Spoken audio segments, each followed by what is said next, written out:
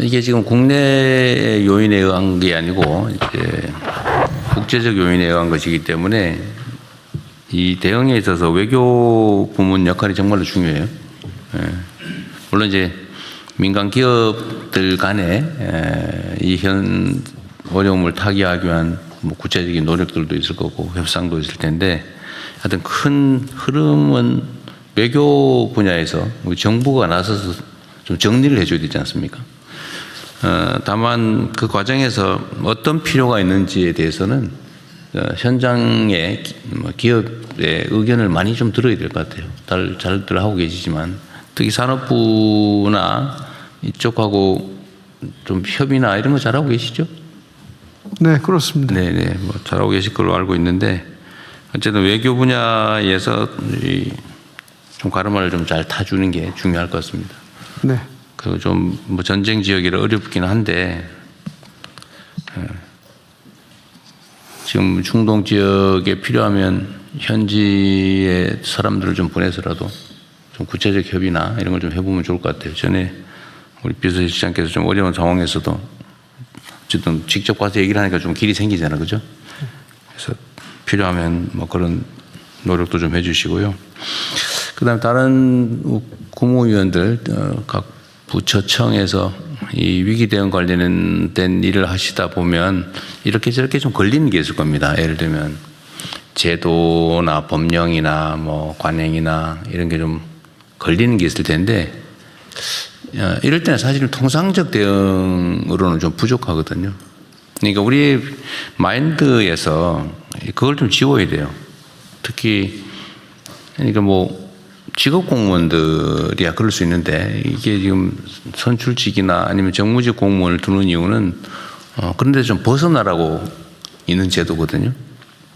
그래서 필요하면 아까도 말씀드렸지만 무슨 법 제도에 문제가 있다 그러면 바꿔야죠. 예를 들면 지금 수입 규제 때문에 좀 어렵다 뭐 또 심사 뭐 이런 것 때문에 시간이 많이 걸린다 이런 얘기들이 혹시 나올 수 있는데 그런 경우는 심사 절차를 앞당기든지 필요하면 생략하든지 이런 것도 과감하게 할 수 있어야 됩니다.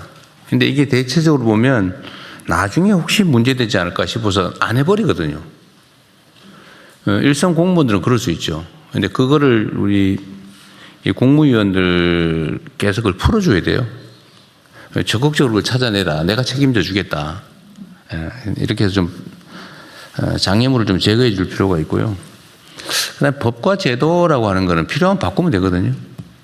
그것도 만약에 시간이 너무 많이 걸린다.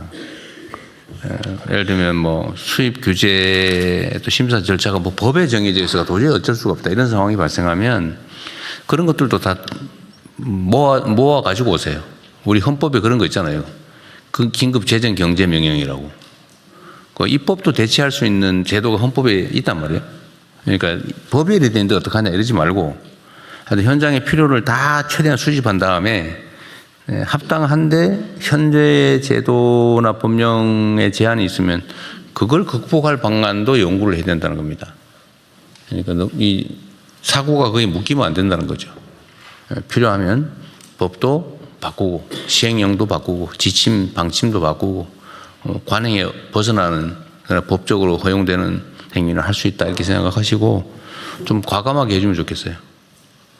필요하면 시행령도 뭐 아까도 그런 얘기 잠깐 있었는데 뭐 하려다 보니까 입법 예고 기간 뭐 이런 게 있어서 그렇다는데 뭐 제가 얼핏 생각나는 게 모든 법 제도는 예외가 있거든요. 긴급한 경우에는 확 줄여서 할 수도 있고 필요하면 긴급 명령 형태로 해도 돼요. 그러니까 그걸 잘 찾아내십시오. 현장에서 뭐가 필요한지를. 그래서 접촉도 좀 많이 하시고 얘기도 많이 듣고 과제를 먼저 다 추출한 다음에 이걸 어떻게 해결할 거냐. 걸리면 각 부처 단위에서 그걸 안고 고민하지 마시고요. 국무회의로 가져오시고 대통령실로 가져오면 제도를 바꿔서라도 또 비상입법을 해서라도 해결할 테니까 좀 각별히 유념해 주시기 바랍니다.